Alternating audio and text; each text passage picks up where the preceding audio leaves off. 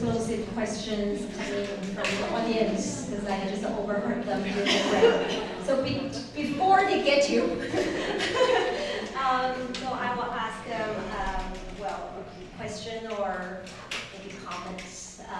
So there are some terminologies I want to start with to unpack some of the really complex and loaded terms.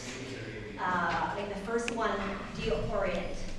There are terms like Orient, East, and Asia, and sort of just floating out there, and some. I mean, it can be really problematized in a way. That Orient comes up 2 times. One is really interesting. Orient, song, and dance ensemble.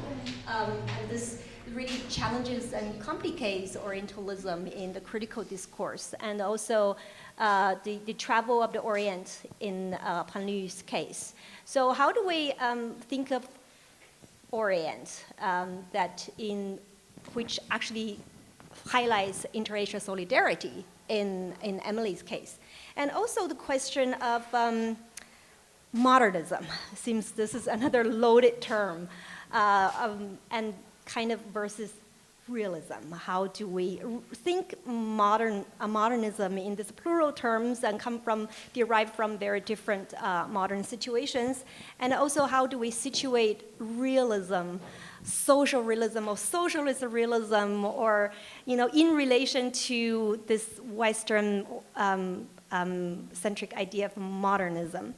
It's very, when I do research on Chinese art, it's very interesting that socialist realism, when you look at Chinese writings about art, Chinese art, you rarely hear the term socialist realism. It's when you read writings about Chinese literature, there's discussion and use of term socialist realism. But in English, language writings about Chinese art, socialist realism in art are kind of just throw in there. So how do we negotiate all of this, the problematics? And also the question of the cosmopolitan or the internationalism versus nationalism. Can the cosmopolitan and the national constitute each other in a way, or be cosmopolitan and a nationalist at the same time? So anyway, just maybe this is both comments and questions. Maybe just we go from, anybody want to jump in and help me unpack these terminologies, in relation to your research. Sure, I'll start. Thank you for asking the question about the concept of the Orient or the East. Of course, the term that's for the Oriental Song and Dance Ensemble is Dongfang, which could also be translated just as the East. And so I'm really interested in this new project and tracing self-reflexive constructions of this notion of the East, like back to in Moscow, because Sylvia Chen actually got inspired to create modernist dance when she was studying at the Communist University for Peoples of the East in that context. And then of course we see this concept change over time. And Chesing He's inter-Asian dance that she was doing during the colonial era, she also called Dongfang Wudao with that same term. But of course it had a very different meaning in that context. So I think the historically specific contextualized definition of these terms is like what I'm interested in sort of tracing how that develops over time. And just a small comment, I'm really glad that you mentioned that in Chinese writing about visual art, they don't really use the term socialist realism. It's the same in dance. And people always apply the term from literature and assume that it's there, but it's actually not there in the discourse of the time very often at all. So I'm curious to know that and to know more about that. And then on the last point about the cosmopolitan and the national co-constituting each other, I also wanted to add in the international, because I think internationalism and cosmopolitan are slightly different, and I think that could be in there too. So thank you. I'll take the second question about modernism. So I don't talk about it so much, or I didn't talk about it in this talk at all, but I've been thinking about Saigon internationalism as one type of modernism, but in an article that I actually had just finished editing before I came here, I also talk about socialist realism as another type of modernism, right? And so I don't see them as binaries.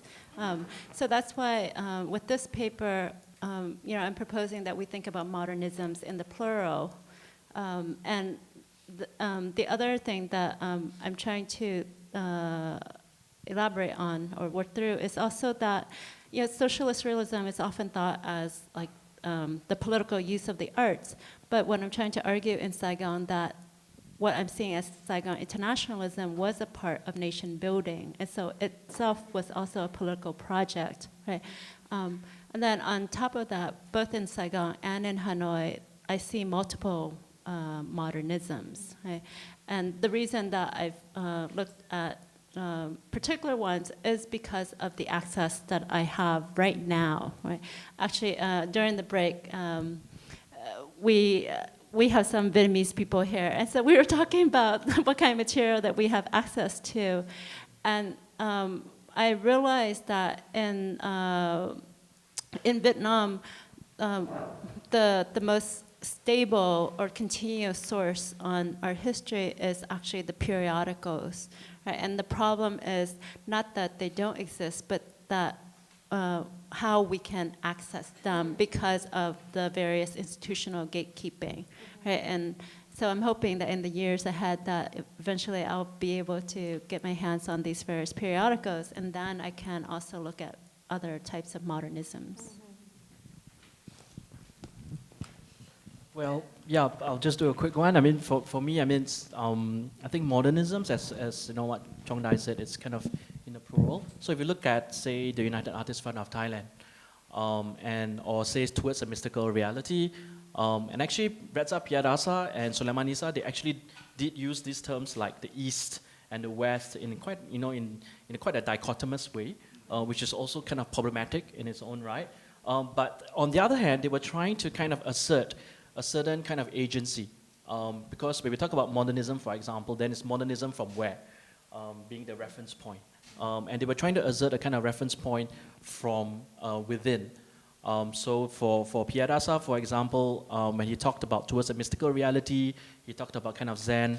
It was a kind of an interpretation of the East and Zen from Asia as a reference point, and creating kind of subjectivities from this reference point. Rather than, say, from a Western or European American kind of a reference point. But that's also problematic in its own right, because when he talked about Zen, in the end, it's also kind of circulated through D.T. Suzuki, through America, coming back. So in a very strange way, there's this weird circle going back. And one also questions if, Piadasa was self-orientalizing himself when they talked about and used these terms of, the Orient or the East in this way. Yeah, well, maybe I would just continue with the terminology issue of Orient. And actually in the paper I wrote, I also tried to kind of differentiate the three terms, like the Orient, the East, and the Asia. But of course, I think among the three, maybe Oriental is the most stable one, because it always associated with this gaze from the Occidental in a way. And so in my case, for example, Oriental is very much related to this also commercial appeal to the Western clients, the consumers, because Oriental is always associated with a kind of mystery or beauty, things like that. But the East is a little bit, I think, unstable, or sense that it was used to affirm a kind of identity or subjectivity. For example, in the case of the circle group, like Wu Wang would say, East is of course not only the other to the West, but it also has its own, it's not the Orient, but there's something new in the East. But I think in Hong Kong's case in particular, the East might also be important for them to avoid talking about nationality. So, well, we just say East, so we don't need to claim ourselves to be Chinese or Hong Kong or wherever. So East could be a kind of, term that help them to maybe, or even to ease their own confusions or anxieties about national identity and so on. And Asia could also be, I'm not sure the origin of Asia, I mean, where they come from. I'm sure Southeast Asia is a Cold War term, like invented by the US, I guess. So Asia could also be, in this sense, in the Cold War period also take on this color. And for Cathay Pacific, I think this Asia, as I said, is very much apolitical, but it's also still, implying a kind of, an anti-communism, and also, but as I said, it could be a network of overseas diasporic, Chinese communities, the British Empire's ports, and also the US R&R centers, all these implications. It's not really spoken there, but if you look at the list, they are almost the same cities. So this Asia is, of course, also very much, I think, time-specific. Yeah. So I think I'm going to address questions 2 and 3 and sort of situate my answers with respect to some of what you were talking about earlier in terms of modernisms, Chương-Đài. Just this idea that, the current definition that we've had of modernism without the S is obviously a Western epistemology, and that, in terms of thinking through what it means to redefine and decenter and really think about what modernism from multiple perspectives, to world it, is to open up the possibility of thinking about realism. And in doing that, I think that it's useful to think about a term that Walter Mignolo and Rolando Vasquez have been using, this idea of modernity / and then in brackets D, and then close your brackets, and then coloniality. So the idea that this is not 3 terms, but 1 term, that modernism and colonialism are 2 sides of the same coin, and that the decolonial move within that is an operation that functions to, that within the same kind of discursive sphere. And I think that that's really important as well when we think about modernism, that if we think of modernism as a cultural response to modernity, then, absolutely, realism is part of that, and that, if we are to believe the idea of art for art's sake and of abstraction as being the kind of modernism par excellence, then we're just buying into these Cold War constructs. So I totally agree with you. And then I guess in terms of this question of the international and the cosmopolitan, so Chương-Đài and I were actually talking about this term before she gave her talk. It was actually interesting, just in terms of like understanding what do we mean when we talk about internationalism, that this is precisely a very historical term that thinks about a certain kind of West-centric world that's built. With the United States at its center, and with a certain idea of almost universal kind of meeting of cultural forms. So, obviously it's a certain kind of abstraction that is conjured up when we talk about internationalism. So, for example, Gutai had this really big exhibition called the International Art of a New Era, US, Europe, Japan, and, that was the kind of internationalism that they meant at that time. For us, I think the challenge is to think about how do we imagine worlds that are transnational and yet not West-centric. And I think that's where Emily, your paper was really exciting, actually, where you were sort of mapping out, you know, the Bandung moment, Japanese imperialism as a certain kind of worlding, and also the idea of a Sinophone world. So that, you know, if we are able to have these different mappings, that, you know, we can think beyond internationalism. Cosmopolitanism, is there something that we can still recover from that word? Perhaps. What other terms can we use? Can we use the terms transnational, transcultural, worlding, global? So what do we want to be doing? So, not so sure. Yeah, go ahead. Yeah, I just have a little wonder. Thank you.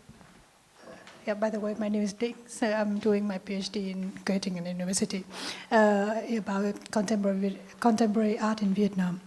So about the terminologies, internationalism, during the Cold War, I think that we might think of two kinds of internationalism, because the world was divided by two blocks, so capitalist and socialist. So in the socialist blocks, and the other half of Vietnam, they also call themselves internationalism. So yeah, I think we have to think in by that way as well. Yeah, that's just my opinion.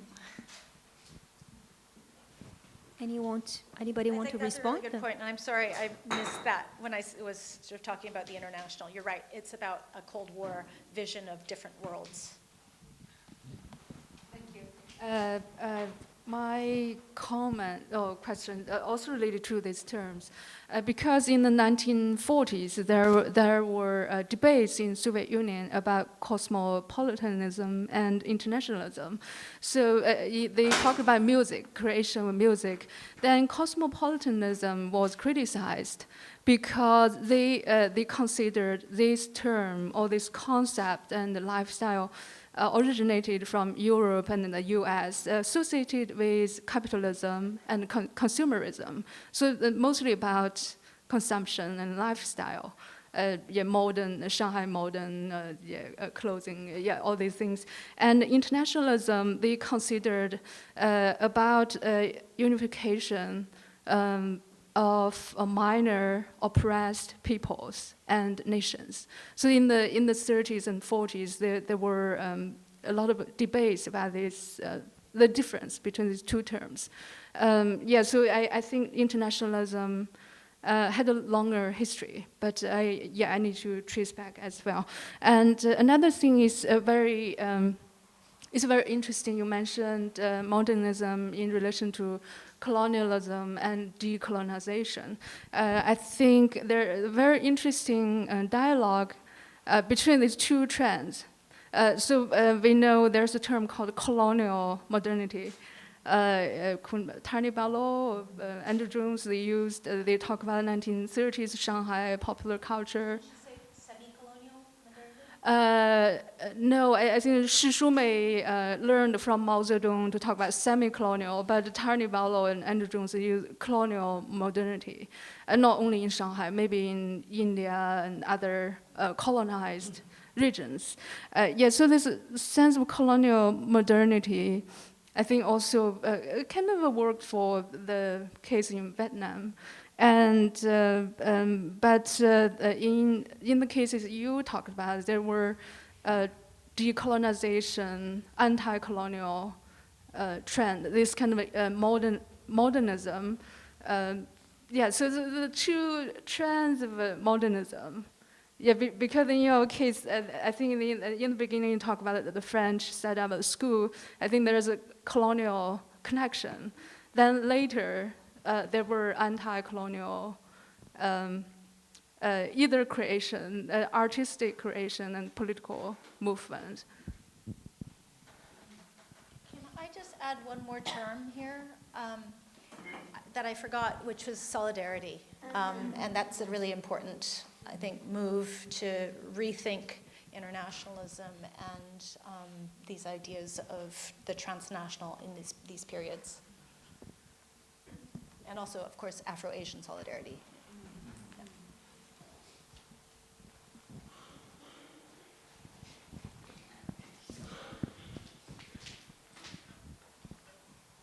just have a few minor comments in addition to what's discussed. So I now live in East Germany. So the term East actually is very much used in Germany about the Cold War divide. And so it has this broader reach in terms of imagination, because people are constantly debating where does the East start. Like one of my neighbors went to Slovenia for vacation, and they insist that it's the West, while people here would call that the East. And then if you move to Turkey, then they call themselves the West compared to anything eastward. So the concept of East keeps moving, and now, especially in European politics, my husband's British, and then there's this big Brexit issue, and a lot of the Brexit problems are really they're really against Eastern Europeans joining the EU. And so the problem of the term East, I think, is very, very global, and it can be, in the Chinese sense, conflated with many things on many levels. It could mean communism, it could mean, a direction, but also because I did my PhD in art history at UC Berkeley, I also did a lot of pre-modern training and in medieval art. So the word Orient actually came from, at least in the Western sense, it was often found in maps in the Middle Ages, because the top of the map was always the east, not north. And Orient was there to designate the direction of the sun. So it's literally the direction where the sun rises. That was, if you see it on a medieval map, the Orient, it tells you that's the direction of the sun, it's the top of the map. So it went from that kind of sort of formal definition, obviously later on it took on many different kind of accretions and meanings. And then I believe, because I wrote a paper on it at some point, Southeast Asia I believe might have first been used by the Japanese during World War II, because they created this concept of the greater East Asian co-prosperity sphere as their kind of imperial ambitions to take over all of Asia. And so I think at that point, Southeast Asia became marked out as a region. So it really, I think, was slightly pre-American. Like during World War II, in the Japanese maps, their military planning started using Southeast Asia as a term. So that's me. Okay.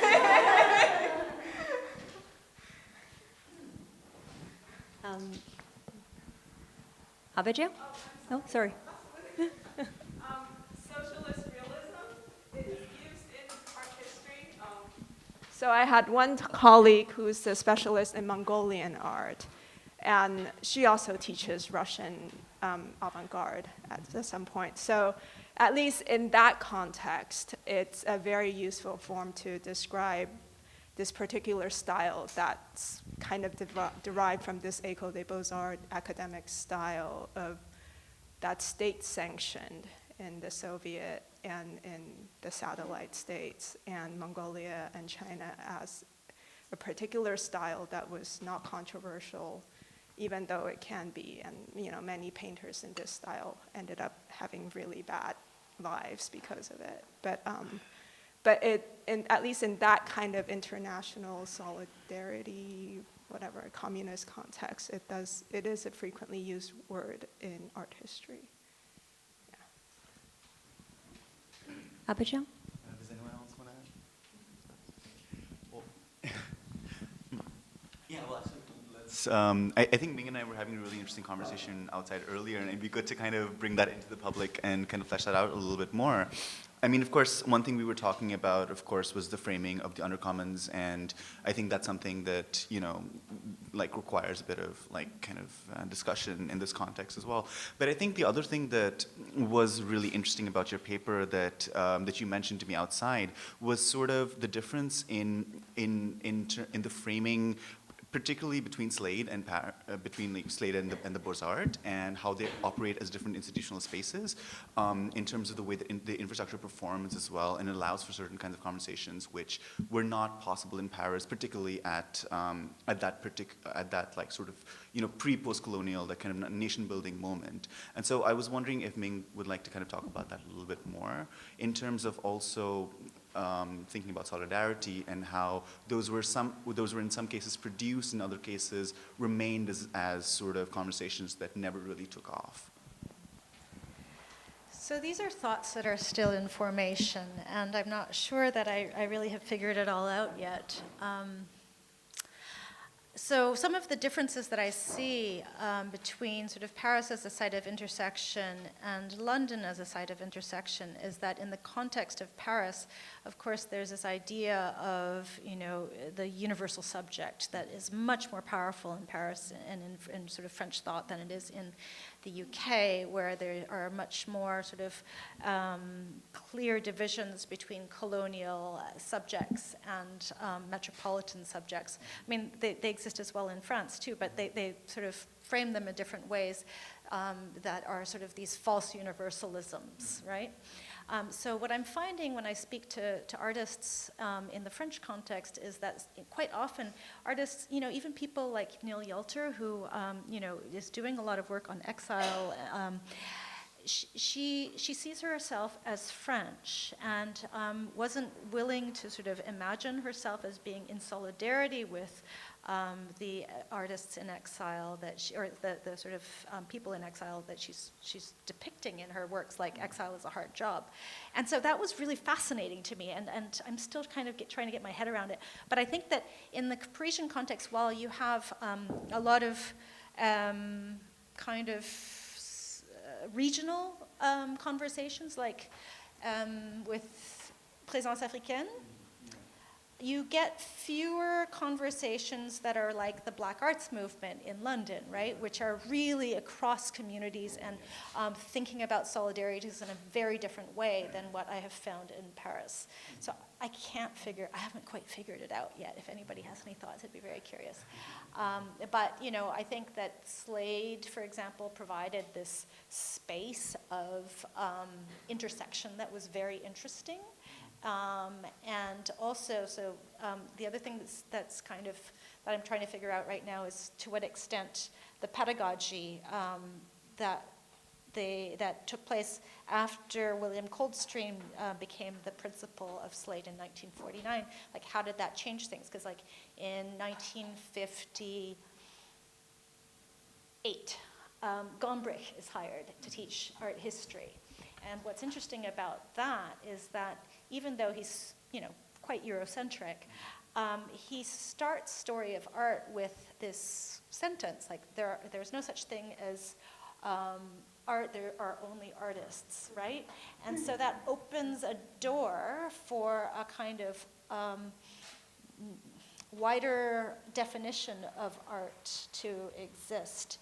And so there's this kind of interesting dynamic between like the straitjacket of Western art history and the possibility of something else. And that possibility seems to exist on for multiple people at the same time. And what I don't know is whether or not they talked about it. And does it matter? Exactly. So that's a very long answer to say, there are differences, but I can't really pinpoint exactly what they are yet.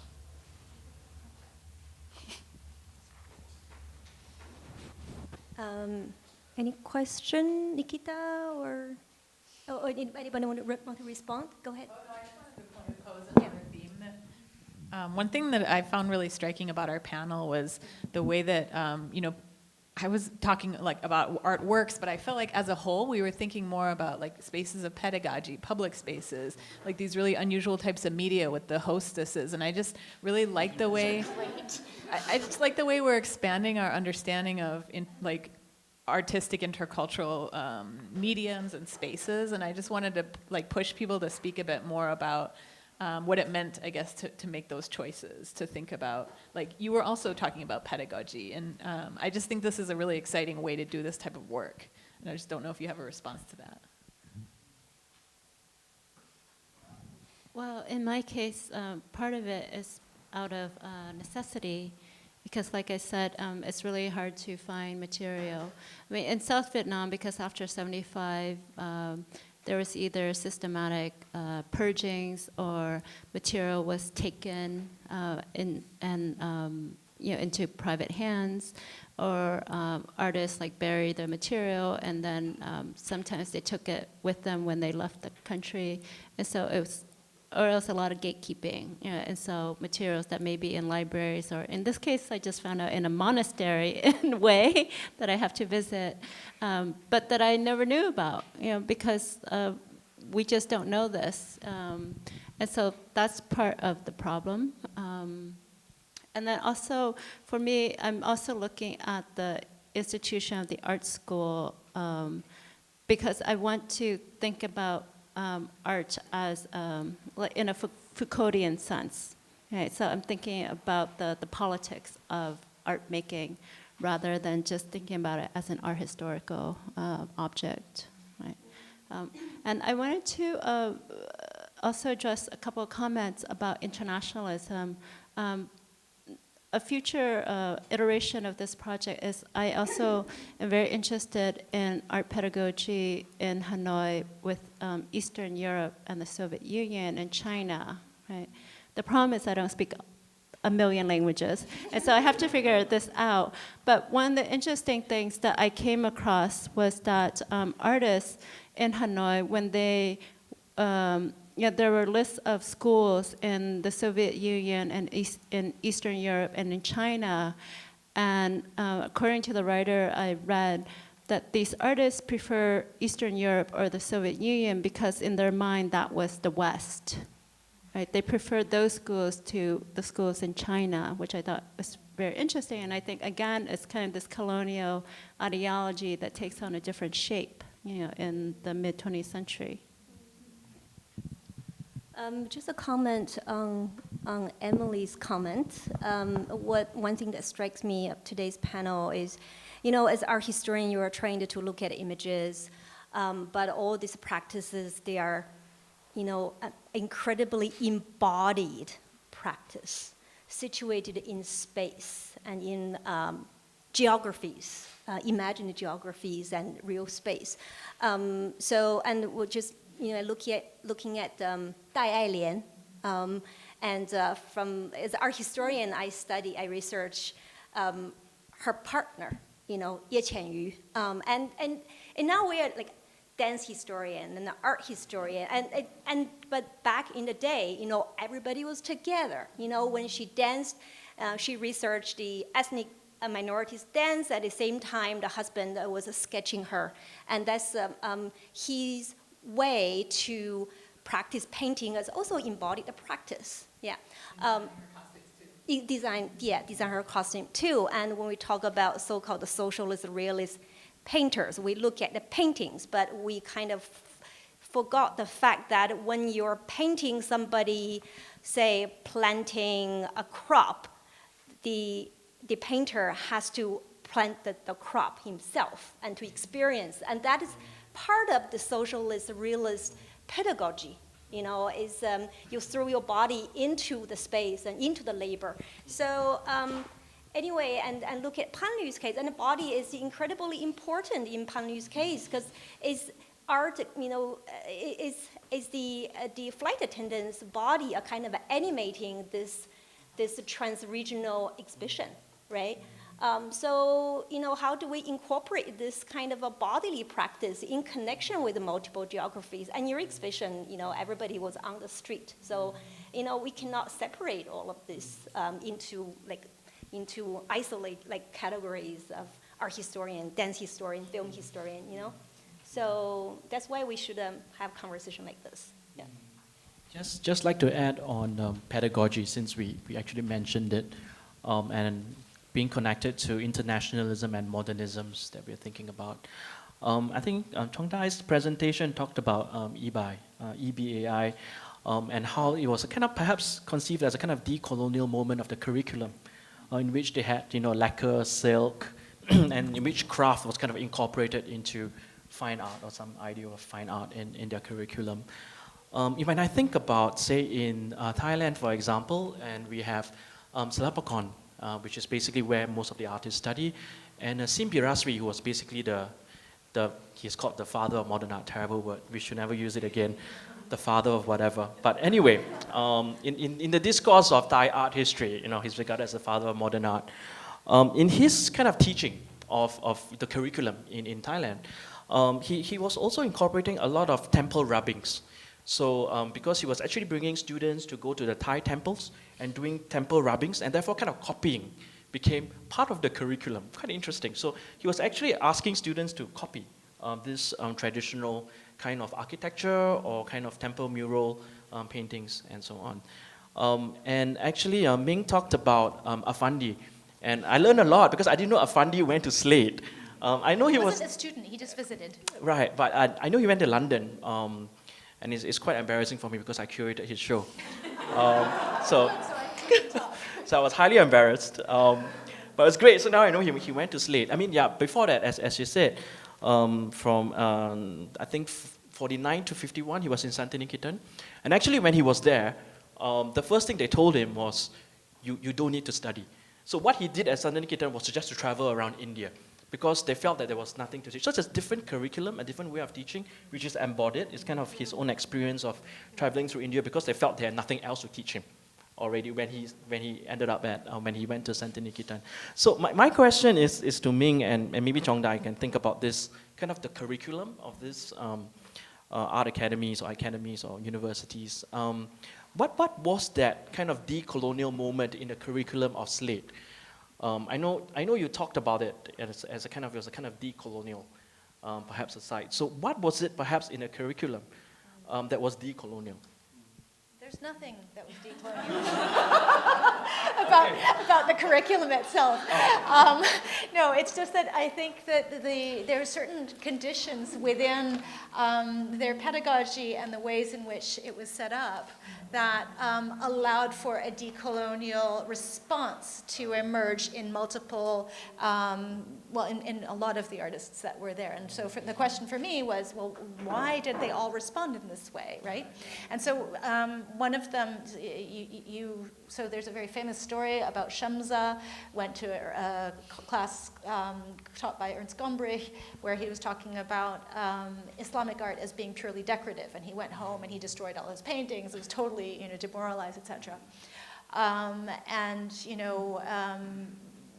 Of course, in Wonwoo, after he finished his classes, his program at the Slade, decided that he needed a whole other postgraduate degree in West African ethnology, because there was nothing in what he was learning at the Slade that would address these kinds of cultural sort of knowledges that he craved. And you see this over and over again in the diaries of all these artists who were at the Slade, that they were craving something else. So there was that thing that they had a pretty Eurocentric education, and they were craving something else. But the other thing that I think is interesting is the ways in which there was a sort of crack opened by this idea that Gombrich had of, there's no such thing as art, there are only artists.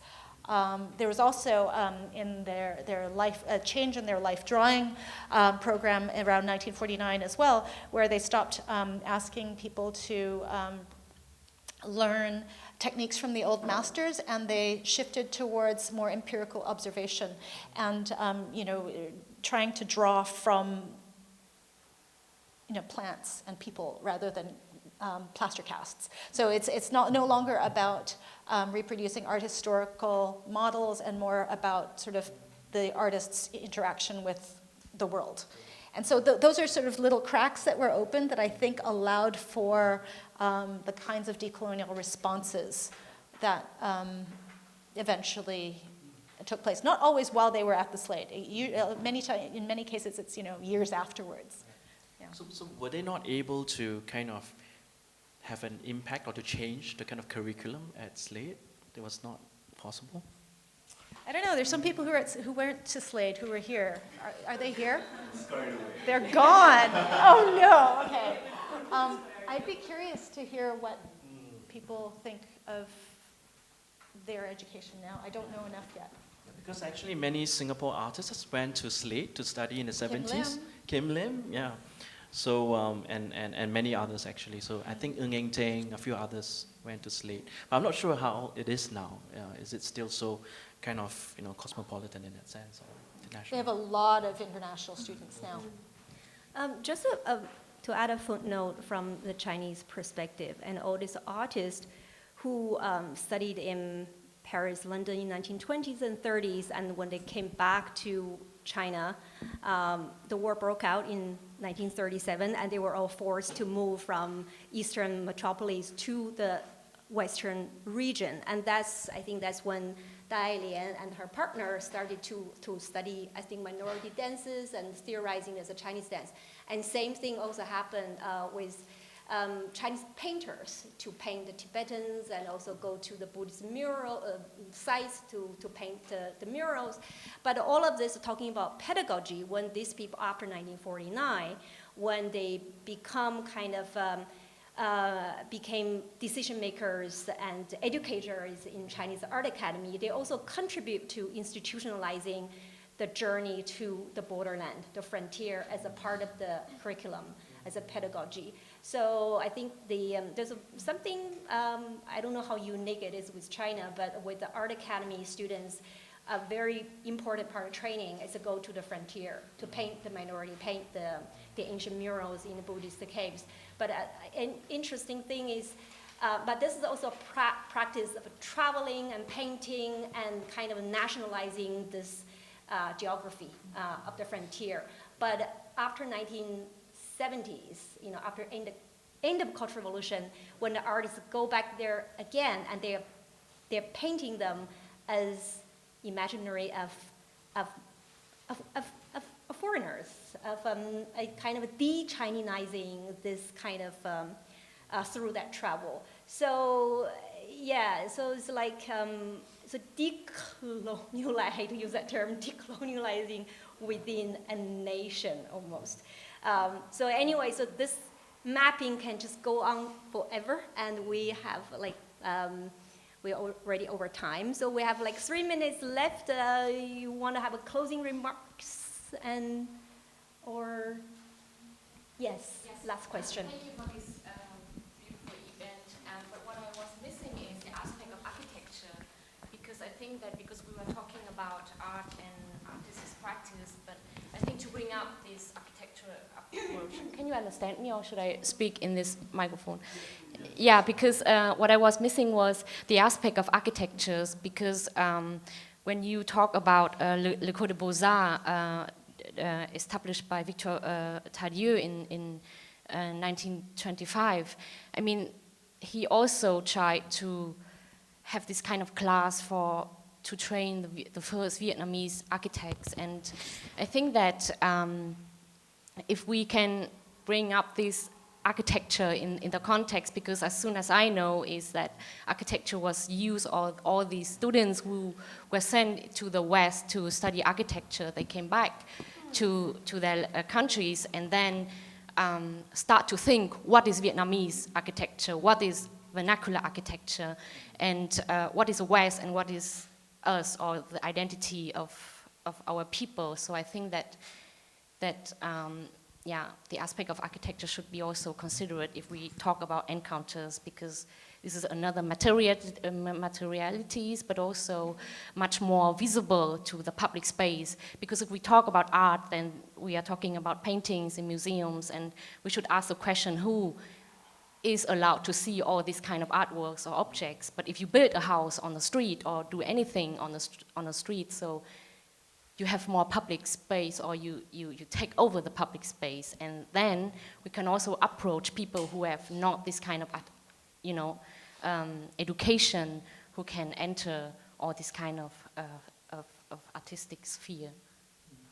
May I just quickly respond to, sorry, but it's not I think the architecture I think you were talking about students who study architecture. I just want to say that, for example, in my paper, my original plan was to talk about Hong Kong as the Asia from the city perspective, the air hostess, and the buildings that held all these exhibitions in each cities.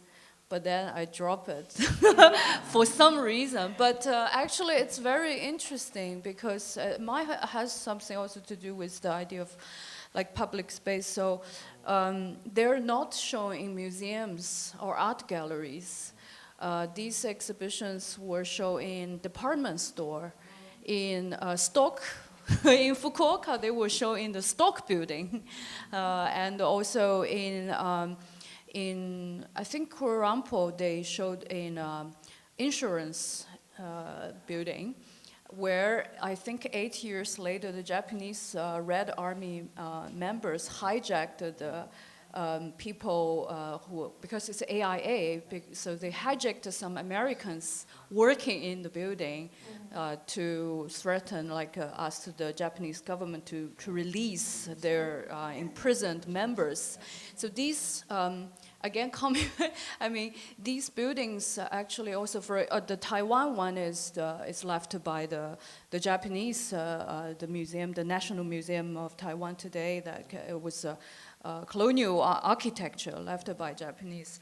So if you look at all these places, I mean, the architectures, the space where these shows were held, actually they are also very telling in